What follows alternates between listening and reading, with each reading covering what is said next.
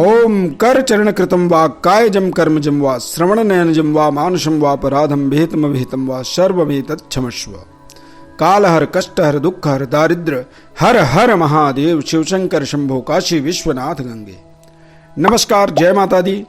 प्रिय दर्शकों, 11 मार्च 2021 आज महाशिवरात्रि का पावन पर्व है। आज हम अपने इस खास कार्यक्रम में आपको आज के मुहूर्तों का, पंचांगों का और भगवान भोलेनाथ की प्रसन्नता कैसे हो, आप अपने राशि के माध्यम से क्या ऐसा करें जिससे भगवान भोलेनाथ प्रसन्न होंगे, इसका हम आपको शविधि राशि फल के माध्यम से आपको बताएंगे। और आप हमारे बताए हुए मार्ग का पालन करें और आप अपने जीवन में एक विशेष तरह की मनोकामना, अभीष्ट कामना सिद्धि का फल अपने जीवन में अवश्य प्राप्त करेंगे। मैं एस्ट्रो अरविंद आप सभी का अपने इस खास कार्यक्रम में बहुत बहुत स्वागत करता हूं। 11 मार्च 2021 दिन गुरुवार रहने वाला है। विक्रम संवत्सर 2077 शाके 1942 प्रमादी संवत्सर फाल्गुन मास कृष्ण पक्ष त्रयोदशी तिथि घनिष्ठा नक्षत्र शिव योग वणिजकरण 6:37 पर सूर्योदय होगा और 6:26 पर सायंकाल सूर्यास्त होगा। कुंभ राशि में सूर्य और मकर राशि से कुंभ राशि में आज चंद्रमा जाएंगे 9:24 पर। आज की राशि के स्वामी शनि ग्रह रहेंगे। 6 बजे 7:30 बजे तक प्रातःकाल शुभ घड़ी रहेगा, 12 बजे से 1:30 बजे तक लाभ घड़ी रहेगा और 13:30 यानी 1:30 बजे से 3 बजे तक राहु काल रहेगा। दैनिक ग्रह चार्ट की बात करें तो मंगल राहु वृषभ राशि में, वृश्चिक राशि में केतु, चंद्रमा बुध गुरु शुक्र शनि, ये चारों ग्रह जो है मकर राशि में रहेंगे और सूर्य और शुक्र कुंभ राशि में आज भ्रमण करेंगे। प्रिय दर्शकों, ज्योतिष शास्त्र के अनुसार भगवान भोलेनाथ की जो पूजन होती है महाशिवरात्रि के दिन, खास जो स्पेशल महत्वपूर्ण पूजा रुद्राभिषेक भगवान शिव की प्रसन्नता के लिए, इसलिए भी ये त्यौहार खास होता है कि आज के ही दिन भगवान भोलेनाथ की शादी संपन्न हुई थी। माता पार्वती से आज भगवान भोलेनाथ का एक तरह से कह सकते हैं जुड़ने का एक महा संयोग कह सकते हैं इसे। इसीलिए हमारे जीवन में ये खास महत्वपूर्ण त्यौहार होता है। इसका जो विशेष पूजन होता है वो निशीथ काल यानी रात्रि में 4 प्रहरों में इसकी पूजा की जाती है। निशीथ काल समय जो है 11 मार्च को रात 12:06 से प्रारंभ होता है और 12:55 तक निशीथ काल रहता है। जो प्रथम प्रहर जो पूजन होती है भगवान शिव की 11 मार्च को 6:27 सायंकाल से लेकर के 9:29 तक प्रथम प्रहर रहेगा। दूसरा प्रहर जो है 9 बजे रात से 9:29 से लेकर के 12:31 तक रहेगा। तीसरा प्रहर जो है 12:31 से लेकर के 3:32 तक रात्रि में रहेगा और चौथा प्रहर जो होगा वो 3:32 से सुबह 6:34 तक रहने वाला है।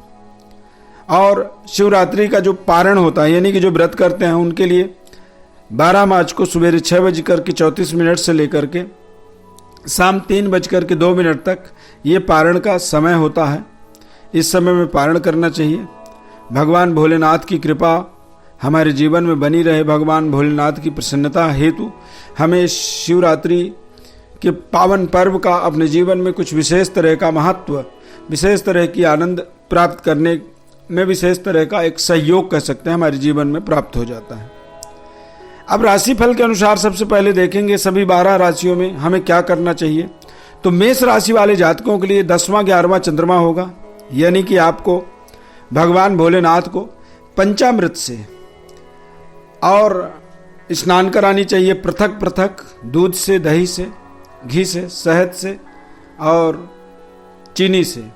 और उसके बाद आपको भगवान भोलेनाथ की अभिषेक करनी चाहिए शहद से, यानी कि मधुरस से, हनी से आपको अभिषेक करनी चाहिए और इसके माध्यम से भगवान भोलेनाथ की प्रसन्नता आपको प्राप्त हो जाती है। वृषभ राशि वाले जातकों के लिए देखा जाए तो निश्चित रूप से आपको दुग्ध मिश्रित जल से जो है भगवान भोलेनाथ का विशेष अभिषेक करनी चाहिए और वृषभ राशि वालों को सुगंधित द्रव्य का अवश्य प्रयोग करना चाहिए। यानी भगवान शिव को जो सेंट होता है, परफ्यूम होता है, उसका लेपन जरूर करें शिवलिंग के ऊपर। सेंट लगाने से या इत्र को लगाने से आपकी जो भी अभीष्ट कामनाएं होती हैं उसमें आपको शीघ्रता से वो आपके पूरे हो जाते हैं। मिथुन राशि वाले जातकों के लिए देखेंगे तो मिथुन राशि वाले जातकों को भगवान भोलेनाथ को 108 बिल्कुल साफ सुथरे बिल्व पत्र और हर बिल्व पत्र के पत्तों में भगवान राम का नाम लिखें, जय श्री राम, और लिखने के बाद वो बिल्व पत्र भगवान शिव को अर्पित करें और आप देखेंगे कि आपकी जो भी अभीष्ट कामनाएं हैं वो कामना ताकतवर तरीके से पूर्ण हो रहे हैं। कर्क राशि वाले जातकों के लिए महत्वपूर्ण प्रयोग जो होता है महाशिवरात्रि का, गंगा जल से भगवान भोलेनाथ की उपासना करें और गंगा जल के अभिषेक से भगवान भोलेनाथ की प्रसन्नता के माध्यम से आप अपने जीवन की सभी बिगड़ते हुए कार्यों को या फिर जो भी आपके जीवन में अरिष्ट कष्ट दोष हैं उन दोषों के निवारणार्थ आप गंगा जल के जलाभिषेक से गंगा जल के अभिषेक के माध्यम से आप अपने सभी प्रकार के मनोरथों को पूरा होते हुए प्राप्त कर सकते हैं।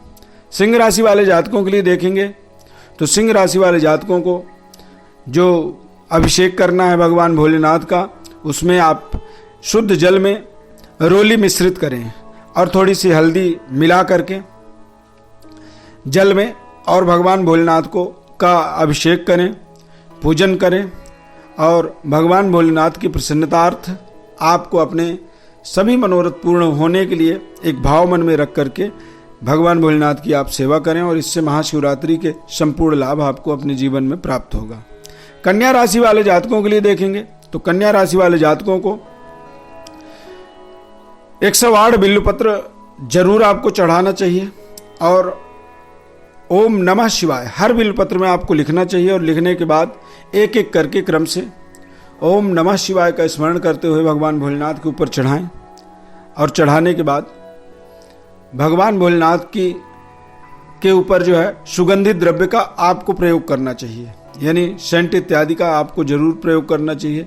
सुगंधित द्रव्य लगाने से भगवान शिव की अभीष्ट कृपा आपको मिलती है और आप अपने जीवन के सभी प्रकार के मनोरथों को पूरा कर पाते हैं।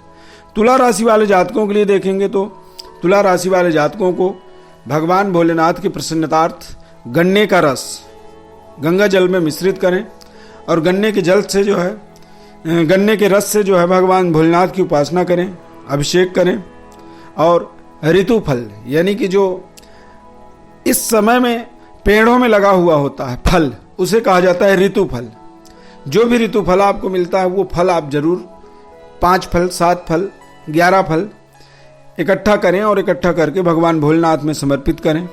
इसको करने से आपकी अभीष्ट कामना मनोरथ पूर्ण होता है और आप अपने जीवन में सक्रिय तरीके से अपने जीवन को सकारात्मक तरीके से प्राप्त करते हैं। वृश्चिक राशि वाले जातकों के लिए भगवान भोलेनाथ की प्रसन्नतार्थ आज आपको भांग का भोग लगाना चाहिए भगवान भोलेनाथ को और धतूर के फल और धतूर के पुष्प को भगवान भोलेनाथ में समर्पित करें, गंगा जल से अभिषेक करें और गंगा जल में थोड़ा सा चीनी मिला दें, यानी कि मीठा गंगा जल भगवान भोलेनाथ में जब आप चढ़ाएंगे तो आपकी अभीष्ट कामना मनोरथ निश्चित रूप से पूरा होता है और आप अपने जीवन में भगवान शिव के सानिध्य पहुंचते हैं। धनु राशि वाले जातकों के लिए आज देखा जाए तो एक लोटे में शुद्ध जल रखें और उसमें हल्दी मिलाएं और थोड़ा सा हो सके तो केसर यदि है तो केसर मिला लें। केसर हल्दी मिश्रित जल जो होता है उस जल से भगवान भोलेनाथ की उपासना करें और पीले कलर के मीठे का भोग लगाएं। इससे आपको आपके जीवन के अभीष्ट कामनाओं की पूर्णता होगी, आपके सभी प्रकार के मनोरथ पूरे होंगे और भगवान भोलेनाथ की कृपा सदैव आपके ऊपर बनी रहेगी। मकर राशि वाले जातकों के लिए आज का दिन बेहद शानदार दिन है। आज आप अपने अभीष्ट कामना की पूर्णता के लिए भगवान भोलेनाथ के ऊपर शमी के पत्तों का और शमी का जो पुष्प होता है यानी पत्र और पुष्प जरूर समर्पित करें। भगवान भोलेनाथ की प्रसन्नतार्थ 108 बिल्वपत्र समर्पित करें और जो आप जल चढ़ाएंगे उस जल में रोली जरूर मिश्रित करें, यानी कि गंध और जल जब मिश्रित होता है वो जल भगवान भोलेनाथ में चढ़ाने से मकर राशि वाले जातकों के जीवन में जो भी अरिष्ट कष्ट दोष होती हैं, सेहत स्वास्थ्य में जो कमी होती है उनका शीघ्रता से निराकरण होता है और महत्वपूर्ण आपके जीवन के उद्देश्यों की शीघ्रता से आपको पूर्णता होता हुआ दिखता है। कुंभ राशि वाले जातकों के लिए आज भगवान भोलेनाथ की उपासना के लिए गन्ने का रस और गन्ने के रस में शहद मिला करके आपको भोलेनाथ की अभिषेक करनी है, पूजन करना है विधि विधान से। यानी कि पहले तो पाद्योपाद्यम करें, यानी कि पैर धोएं भगवान भोलेनाथ की, हाथ को धोएं, संपूर्ण स्नान कराएं, वस्त्र चढ़ाएं, चंदन लगाएं और चंदन लगाने के बाद धूप दीप दिखाने के बाद आपको भगवान भोलेनाथ की प्रसन्नतार्थ जो जल मैंने बताया उस जल से भगवान भोलेनाथ की अभिषेक करें। इससे आपकी अभीष्ट कामना की पूर्णता होती है और शीघ्रात शीघ्र आपके जीवन की जो रुकावटें हैं वो रुकावट दूर होते हैं। मीन राशि वाले जातकों के लिए देखा जाए तो आज का दिन बेहद शानदार दिन रहने वाला है। आज भगवान भोलेनाथ के प्रसन्नतार्थ आपको शुद्ध जल में शहद मिलाना है और थोड़ा सा गुड़ मिलाना है। गुड़ शहद जल में मिश्रित करेंगे और उस जल से भगवान भोलेनाथ की अभिषेक करें और भगवान भोलेनाथ को आज पीला चंदन लगाएं और भगवान भोलेनाथ के पूजन में सविधि पीले कलर के पुष्पों का, पीले कलर के फल का, पीले फूल का इस्तेमाल करें। और पीला फूल फल चढ़ाने से, हालांकि भगवान भोलेनाथ को सफ़ेद फूल चढ़ाए जाते हैं, भगवान भोलेनाथ की जो सबसे महत्वपूर्ण वर्णन बताया गया है शास्त्रों में, कर्पूर गौरम करुणावतारम, यानी कि कपूर की तरह चमकदार सफेद, कर्पूर गौरम करुणावतारम, और करुणा के अवतार यानी दया के सागर माने जाते हैं। संसार सारम भुजगेंद्र हारम, यानी कि सभी संपूर्ण संसार का जो है भगवान भोलेनाथ सार हैं, एक केंद्र बिंदु हैं। यानी कि जैसे हमारे शरीर में प्राण होता है, ऐसे ही ठीक इस संपूर्ण चराचर जगत का जो प्राण है वो भगवान भोलेनाथ हैं। संसार सारम भुजगेंद्र हारम, और भुजग मतलब होता है सर्प, सर्पों का हार पहने हुए। सदा वसंतम हृदयार विंदे, यानी कि सदा वसंतम, ऐसे भोलेनाथ सदैव वास करें। हृदयार विंदम, यानी कि हमारे हृदय के अंदर भगवान भोलेनाथ ऐसे सदैव हमारे जीवन में निवास करें, हमारे हृदय में विराजमान रहें और उनकी कृपा से हमारे जीवन की सभी प्रकार की मनोरथ पूरी होती है। ये बात दरअसल शास्त्रोक्त विधि विधान के हिसाब से है। और यदि देखेंगे तो महत्वपूर्ण जो भगवान शिव की, भोलेनाथ की जो कृपा होती है, उस कृपा के लिए ये व्रत भी कर सकते हैं, या श्रद्धा से आप अपने भगवान भोलेनाथ को अपनी विधि विधान से जल अर्पण करें, सामग्रियां अर्पण करें और भगवान भोलेनाथ से प्रार्थना करें, प्रे करें। और इस तरह से भगवान भोलेनाथ की प्रसन्नता इस महाशिवरात्रि के अंदर आपके जीवन में निश्चित रूप से संभव है। भगवान भोलेनाथ को बिल्वपत्र बेहद प्रिय है। दूध से भगवान शिव की अभिषेक की जाती है।